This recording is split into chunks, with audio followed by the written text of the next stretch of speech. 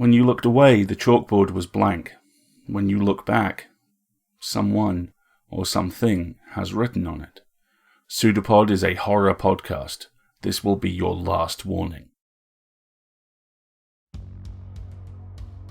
PseudoPod, episode 841, December 2nd, 2022. This week's story, Corporation, by Tyler Jones. Hey everyone, welcome to PseudoPod, the weekly horror podcast. I'm Alistair, your host, and this week's story comes to us from Tyler Jones. Tyler is the author of Criterium, The Dark Side of the Room, Enter Softly, Almost Ruth, and Burn the Plans. He has a bunch of upcoming future releases as well, including the novel Midas, which will be released Halloween 2023 by Earthling Publications. His work has appeared in the anthologies Midnight from Beyond the Stars, Flame Tree Press, Chilling Crime Stories, Burnt Tongues, edited by one Chuck Palahniuk, One Thing Was Certain, 101 Proof Horror, Campfire Macabre, Paranormal Contact, and In Dark Moon Digest, Coffin Bell, Cemetery Dance, Literary Actor, and the No Sleep Podcast. This story opened the collection Burn the Plans, released by Cemetery Gates in February 2022. He lives in Portland, Oregon. He is represented by Elizabeth Copps at Copps Literary Services, and you can find him online on Twitter, at least as long as any of us are on Twitter these days, at TJonesWriter. Your narrator is Scott Campbell. An assistant editor at PseudoPod, Scott also writes, directs, and performs for the queer, in every sense of the word, cabaret, the Mickey Faust Club. He also writes far too infrequently at the official online home of the Sleep Deprivation Institute and pop culture website, needcoffee.com. He lives in Florida with absolutely no pets. So, without further ado, aside perhaps from a mild warning that this story goes to some very dark places, I have a story for you. And I promise you, it's true.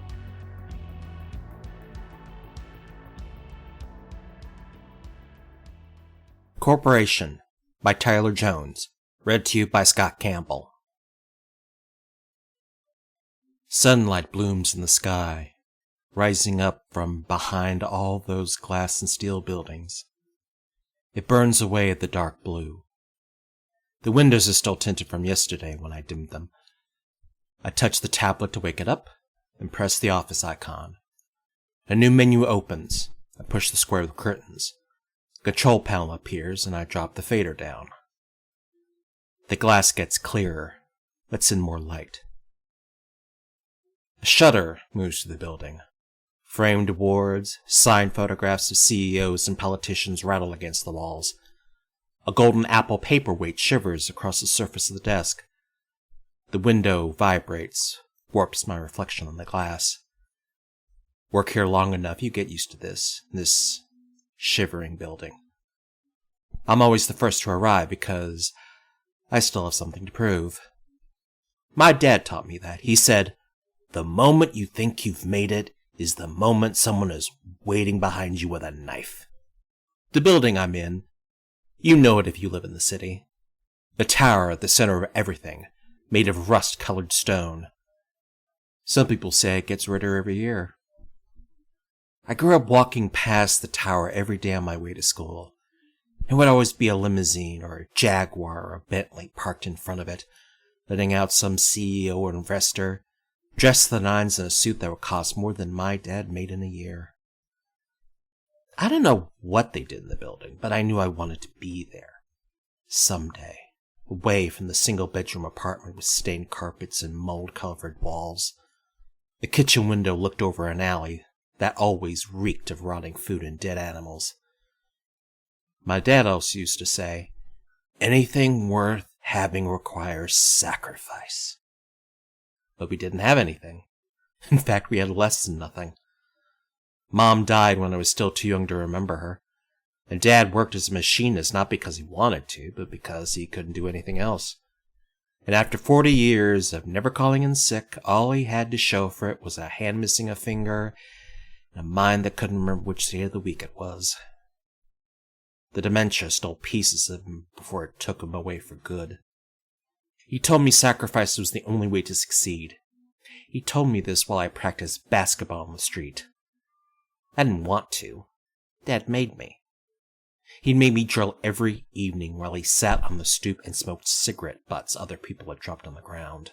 Everything was a lesson with my dad, but the ones that really stayed with me are the ones he didn't even know he was teaching. The foundation of the building was laid back when this massive city was just a small collection of farmhouses and fields. Back when horse-drawn carriages rumbled down the dirt roads. Back when the world seemed a lot smaller. The foundation is still here, buried way down deep beneath the basement. There used to be a name out there above the rotating glass doors that led to the lobby, but those letters rusted and fell off. You can still see the ghost letters on the stone, so faded now no one can read them. All that's left is the word corporation. Dad hated being poor, but he never said it. He didn't have to. He just always told me how being rich would be better. For me, it was the constant embarrassment of being dressed in clothes that other kids in my school had donated at a thrift store. It was not being able to buy a car at 16, which meant no dates. It was never having money to go to the movies with my friends. I would have done anything to have more. In that red tower, it represented everything I wanted. Sometimes I'd walk by after school and look up at all that stone. Imagine what it would be like to work in a place where you could wear a suit and tie. But no one knew what the corporation did. I asked around, and all I got were vague answers about finance and political campaigns. Some said it was stocks, some said it was international trade. Everything and nothing is what I got. Dad told me everything hurts in 2 ways.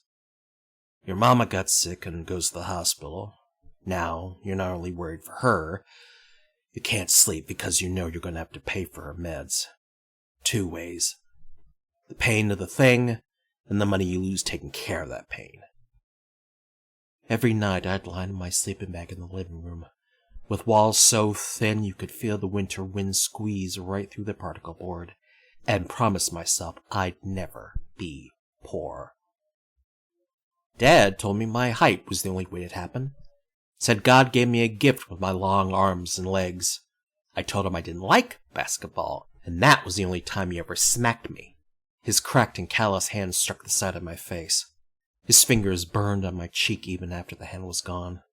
He pointed one greasy finger at me, breathing heavy, and said, "You don't get to choose, boy." The finger moved and pointed at our apartment building. "This where you want to be? This the future you see? No, I don't think so. You practice, and you practice hard, because it's the only way you're getting into college." As always, Dad was right. Basketball got me a scholarship. I majored in business, and a few weeks after graduation, I'm standing just outside the Red Tower, waiting for Mr. Winters, vice president of the corporation, for a job interview. A few minutes before 8, a sleek black car pulls up. The driver got out and opened the back door for a tall, skeletal man with slicked white hair. So thin he looked like a skeleton draped in skin. He wore a 3-piece navy blue pinstripe suit. A gold chain of a pocket watch hung from his vest. He smiled with teeth that looked yellow because of the whiteness of his hair. Mr. Winters shook my hand, his skin soft and cold. I wore a suit that didn't fit and still smelled like a thrift store because I couldn't afford to have it cleaned. My scalp itched under a fresh, slightly crooked haircut I gave myself the day before. He held my hand for a long time, looked into my eyes. Instead of letting go, Winters moved my hand, lifted it to the stone of the building. My fingers flattened against the cold, rough granite. Mr. Winters' skeletal hand on top of mine. "Do you feel it?" he asked me. Spearmint breath and aftershave filled my nose. I tried to move my hand, but Winters pushed his down on top of mine. Harder. I was just about to jerk my hand away when the stone under my skin shivered.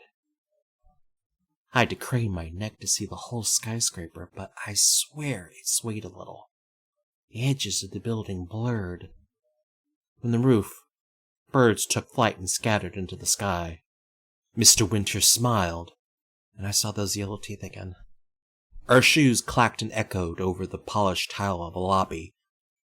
A security guard watched us cross, nodded at Mr. Winters as we waited for the elevator, the doors of which looked like they were right out of an old black-and-white movie. Mr. Winters remained silent until the bell rang and we stepped inside. His finger hovered over the 24 buttons. He said. Let's start with asset management, shall we? His thin finger pushed the button and we rose with a shudder. The numbers on the button went all the way to 58, but there's another floor above that. This one says CEO. Will I meet him? I asked, pointing at the button. Mr. Burke doesn't like visitors, Winters said. His concern is running the corporation, not meeting new employees. The elevator creaked and groaned as it moved. When the doors opened, we stepped out into a large open space. Doors lined each side of the room. A few young men in suits much better than mine walked back and forth, faces serious, focused. One man came closer. His blonde hairline was slick, and sweat dripped from his nose. Good morning, Mr. Winters, he said. Winters nodded. The sweating man moved on, limping as he did. His pain tightened and pained with each step. Doors opened and closed. More young men crossed the large room, passed folders to other men in other rooms. Notice anything? Winters asked. One man opened his door to accept a file from someone who lurched across the room. The hand that accepted the folder was missing a finger. A white bandage covered the stump where his pinky finger should have been. Winters patted my shoulder. Let's move on, shall we? In the elevator, Winters pressed the 32 button, and up again the cage jerked a little. The doors opened onto another floor that looked almost exactly like the other, only the men and women who moved through this space did with an increased level of efficiency. None of them had sweat soaking the back of their shirts. An overweight man with a mostly bald head laughed as he talked with someone holding a tablet. One of his sleeves of his starched white shirt was pinned up to the elbow, just an emptiness where the rest of his arm should be. An attractive woman in a black skirt and jacket walked by. Her dark hair swayed as she passed, and when the hair moved I saw a twisted patch of scar tissue where her ear should have been. I thought it was a joke, a prank the new guy trick, but I couldn't stop the blood rushing through my head. A young man, not much older than me, hobbled over on a pair of crutches. Good morning, sir, he said to Mr. Winters. One leg of this guy's pants was just dangling cloth. Winters, hands folded in front, nodded slightly and said, Are you ready? A smile disappeared from the young man's face. He adjusted the crutches and nodded, then hobbled into the open elevator. Questions tumbled through my head, but I couldn't find the right words to ask. Winters lifted a chain from around his neck. A key dangled at the end of it. He inserted this into a slot near the bottom of the panel. When he turned it, 3 buttons glowed red. One marked LL, another TL, and the one below that, Foundation. Winters pushed this last one and the elevator rumbled to life. Is this the sub-basement? I asked. Winters showed his yellow teeth. Lower than that. Crutch Guy stood military straight, eyes closed, breathing in through his nose and out through his mouth. I tried not to look at the empty space under his knee. The air got warmer as we descended. Deep, low sounds shook outside the elevator walls. Cables that lowered us thrummed as though plucked by a giant hand. Mr. Ezell here has to make an important decision today, Winters said. He has worked long and proved himself to be diligent and dedicated. But today, the elevator caught for a moment and lifted my stomach. Today, he takes the next step. Today, he secures his place on floor 45. Ezell's breathing came in even faster as the bell rang off each floor. 7, 5, 6. It's important for you to understand how one advances within the corporation, Winters said, looking at me without any hint of a smile. "Of course, sir," I said. 4, 3, 2. The air got so warm it hurt to breathe. It was like being suffocated. Now Ezel started to sweat. Little beads of moisture formed in his nose, his forehead. His fingers squeezed the rubber handles of his crutches with small, wet squeaks. The smell of his sweat filled the elevator. 1, TL, LL. At the foundation level, the doors slid open and a blast of warm air hit us. Ezel crutched out into a long stone hallway. Winters and I followed. There were no lights in the low ceiling, but a red glow came from the far end of the hall. It pulsed on the walls. Walls made of stacked stone that looked like what you imagine a castle was made of. Metallic sounds echoed where the red light came from. Loud clanking noises that filled my head, mechanical and rhythmic. I walked behind Ezel, followed his sweat-drenched jacket, followed the nervous reek of him. At the end of the tunnel was a large circular space. I stopped walking when I saw what it was at the center of the room, but Ezel and Winters kept going. A massive hole in the ground. From this hole rose a machine that looked like something out of a clockmaker's dream. Metal framework of pipes, joints twisted together to create a senseless shape. Gears, large and small, spun smaller cogs that pulled giant chains in and out of the hole. And that hole was the source of the red glow, the heat, so much stronger now. Pistons pumped deep into the brightness. Thick pipes ran from the machine and into the walls. Dark liquid leaked from around where the metal connected to the stone. The whole thing looked like some metallic creature that just clawed its way from the center of the world. Steam burst out of pipes above us with a loud hiss. The room filled with fresh heat. Ezel made his way to a piece of stone that stood at the edge of the fissure. Some kind of pedestal with a long trough that led down into the red light. I swear the machine got louder as he got closer. A shudder moved to the floor.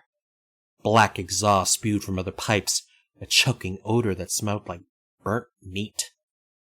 I could hardly breathe. Not just because of the steam and the heat. This massive machine, whatever it was. I knew it saw me. It sensed me in the room. I felt it as clearly as when the curtains of Dad's dementia got pulled back just a little, when he sees me, knows me. All the gears and pipes and chains, something aware was at the center of it. The top of the pedestal was bowl-shaped, with a cutout across the lip. Red light glinted from something hanging above the board, something I couldn't quite see. Mr. Winters put a hand on the young man's shoulder, said something to him, and came back to where I stood.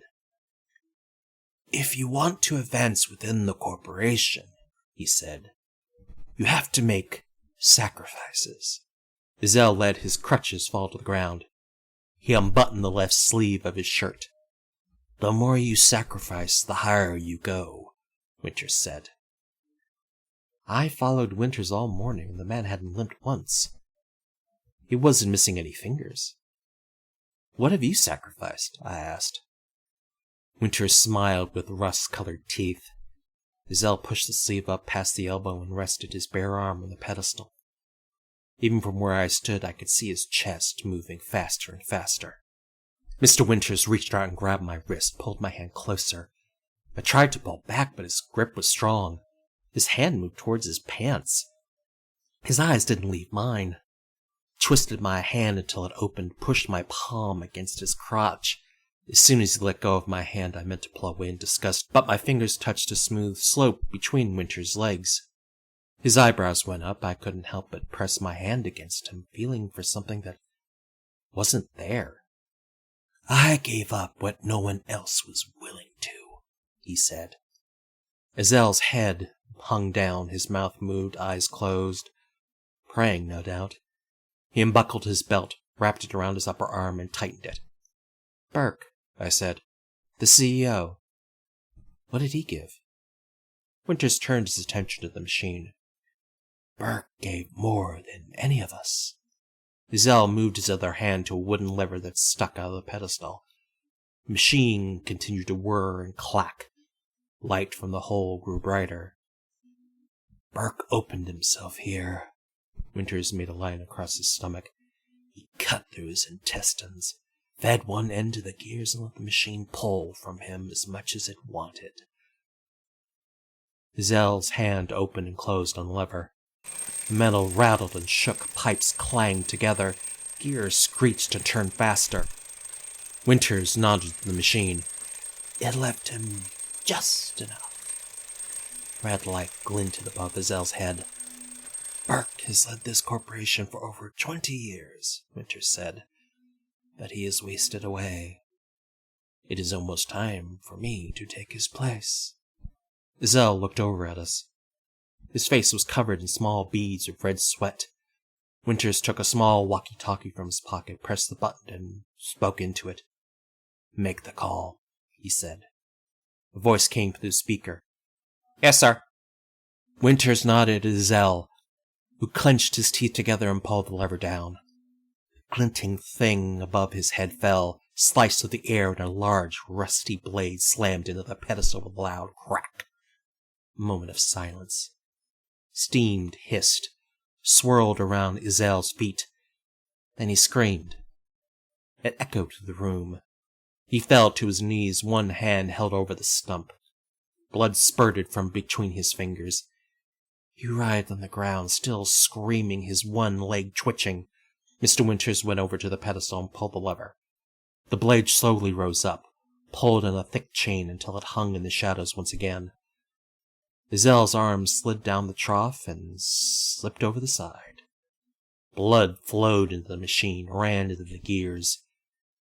I saw the slickness as they turned, glistening on the teeth, pressing his blood deep into the shafts. Zell's screams grew weaker until they were just whimpers. Help me get him upstairs, Winters said. Zell's face had gone stone gray, his lips pale blue. I lifted him by the shoulders where Winters grabbed hold of the man's pants, and we hoisted him up. In the enclosed space of the elevator I heard sirens echo. Zell moaned, moving his head from side to side, his mouth all twisted like he was trying not to cry. I tried not to look, but I couldn't help but see the bright white bones surrounded by all that raw, angry flesh. Blood oozed from the wound and dripped onto the floor. Mr. Winters' key still hung from the panel. The chain swinged back and forth. When the doors opened, we carried him into the lobby. 3 paramedics rushed inside, pushing a gurney. They got to work right away, and none of them asked what happened. Winters stepped aside as one paramedic plunged a needle into Zell's arms to start an IV. Choice wasn't made. Not really, until I heard the elevator doors begin to close. And I knew the only way to get to the foundation level was with Winters' key. So I sprinted across the lobby and shoved my arm into the cage. The elevator doors hit my arm and opened back up. I got inside and pushed the foundation button. The doors began to close again, and I saw Winters in the shrinking space watching me. I ran down the stone halls until I came to the room. The machine was quieter now, settled, but still in motion. The gears moved slowly. The structure towered above me so high I couldn't even see the top. I went to the edge of the hole and looked down. Nothing but smoke and red light. 2 of the gears were close enough to reach. I tried not to think of the pain, but I knew I had to hurry, while the paramedics are still here.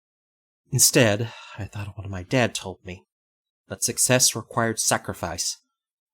Thought of him, poor, broken, and reminded myself of the promise I made back in that single-bedroom apartment. I will not be poor. I did what Zell did, took off my belt and tightened it around my arm. I was about to shove my arm into those gears when I saw Mr. Winters enter the room. He came over to me, put a hand on my shoulder. You have to wait, he said. You don't understand yet how this all works. You will in time. My hand reached up to my shoulder, covered his. Then I squeezed and grabbed his arm with the other hand. Winters' eyes went wide. His shoes scraped the floor as I pulled him. But he was caught off guard, and he knew it. I planted to my feet and swung him around with all my strength. He started to say something, but the words caught in his throat when he lost his balance. The momentum took him right to the edge of the hole, half his body leaning out over all that red light. My hand still held him. His eyes were pleading with me, those yellow teeth clenched together. I let both hands release at the same time, then shoved Winters in the chest. His feet left the ground. His body went horizontal, floated over the light and smoke, and crashed into the gears. His piercing scream, so loud and so full of pain, bounced around the room as the metal teeth tore through him. The screaming collapsed into a wet gurgle and stopped. I heard the sound of bones snapping. Dark liquid flooded the gears. The mess of ground-up flesh and pinstripe soup was crushed and carried from one gear to another. I saw a tangle of once white hair, now pink, fall into the red void below. I knelt at the edge of the hole as the machine ingested Mr. Winters, and I felt that awareness again. Watching me, assessing me. I closed my eyes and waited for whatever would happen next. Sunlight blooms in the sky, rising above all those glass and steel buildings. It burns away the dark blue. There's a knock at the door. I tap the camera icon on the tablet and see Burke waiting outside. I push the lock button and the doors click, swing open. Burke comes shuffling into the room with the help of a cane. A sickly-looking man with gray, shallow skin and dark flesh under his eyes. What hair he has is patchy and brittle-looking. His teeth are translucent and stained brown. "Good morning, sir," he says. "The numbers are up again today. Senator Peyton will be arriving at 11 o'clock, and the Sheikh will be here shortly hereafter." He looks around the office that used to be his.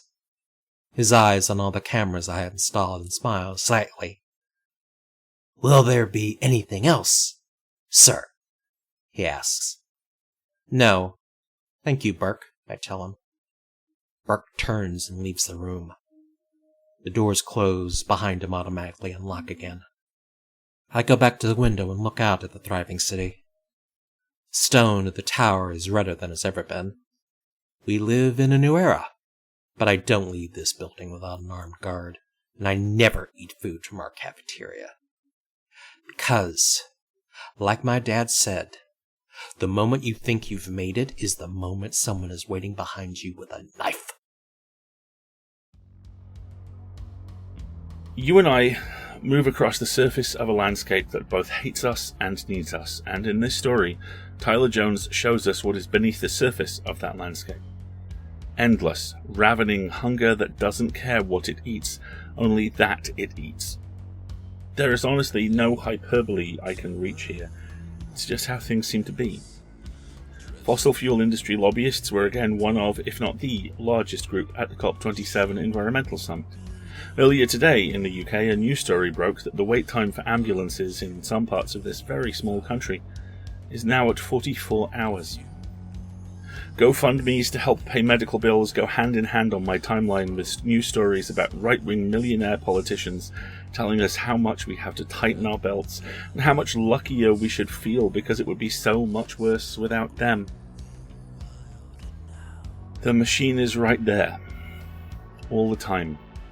It's right there, and it hates us and it needs us, and it hates that it needs us.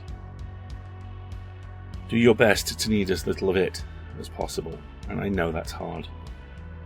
I also know a lot of folks come here for escapism, and God knows I've seen enough episodes of 911 to do that thing myself, but this story is not an escape. It feels to me rather more like a lens. Specifically like the prose equivalent of that moment in They Live, where Roddy Piper puts the glasses on for the first time. It's a truth we have the option of ignoring or seeing, and either course of action has a pretty hefty moral weight to it. Which, of course, begs the question, what do we do? The question the lead asks and answers here, and it's in that character that Jones works their genius. Their desperate need to not be poor, their desire to hold the line and advance and never be what they were, a lot of us, I suspect, feel that in our chests. I'm coming off a year-long day job that is the most rewarding, demanding, and best paid thing I've done in a very long time. Part of me is grateful for the rest. Part of me is terrified of it, convinced I'll never do this sort of thing, be paid this well, have this level of freedom ever again. I will, and I am saying that on the record as much to reassure myself as anything else. But sometimes even that doesn't work. Sometimes knowing that and feeling it are very different things. The fear of backsliding in a world which constantly seems to put everyone in ever tinier boxes, even folks like me for whom life is on the lowest difficulty setting a lot of the time, is very, very real. What the protagonist does here is monstrous, but it's also understandable, ambiguous, and inexcusable. Understandable because of the desperate need to hold in place, let alone advance. Ambiguous because is it born from that panic or a premeditated dedication to the machine, a showy atrocity, a big meal, a loophole exploited for mutual profit. Inexcusable, finally, because of the horrific murder and the consequences of it. Consequences that, as the story finishes, trap the protagonist in a job they will hold until they don't, an arms race they can only lose, and a narrow throne slick with blood that they will die defending. You and I move across the surface of a landscape that both hates us and needs us. But at least we do so with clean hands.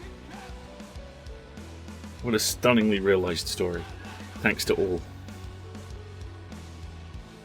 It is the end of a hard year for, I'm guessing, everyone. And as we turn the last seasonal corner before 2023, we wanted to thank those of you who are able to support us financially and creatively. This is a horrific time to be running any form of arts organisation. It's a pretty horrific time to be awake, it seems some days, and we're incredibly cognizant of the support we have and grateful for it. Without that support, we wouldn't be here. We would not exist. With it, we can keep telling stories for you. So, if you can help us, please do. We've got PayPal and Patreon subscriptions that start at $5 a month. Both get you access to our audio archive. The Patreon subscription tiers get you all sorts of goodies at the higher levels too. Please help out if you can. It's always needed. If you can't help financially, please consider talking about us. That helps a lot too. If you liked an episode, please link to it, or blog about it, or leave a review on your podcatcher of choice. It all helps, and with your help, we can keep doing this for you. This has been a production of Escape Artists Incorporated and released under a Creative Commons Attribution Non-Commercial No Derivatives license. It'll be the same next time when Palette by Jenny Kiefer will be our story, with a triumvirate of amazing humans on the production side of things. Chelsea on audio, Kat on hosting, and Catherine Inskip on narration. This week's sign-off, as it probably only really could be, comes from Andor. Tyranny requires constant effort. It breaks. It leaks. Authority is brittle. Oppression is the mask of fear. We'll see you next time, folks. Until then, have fun.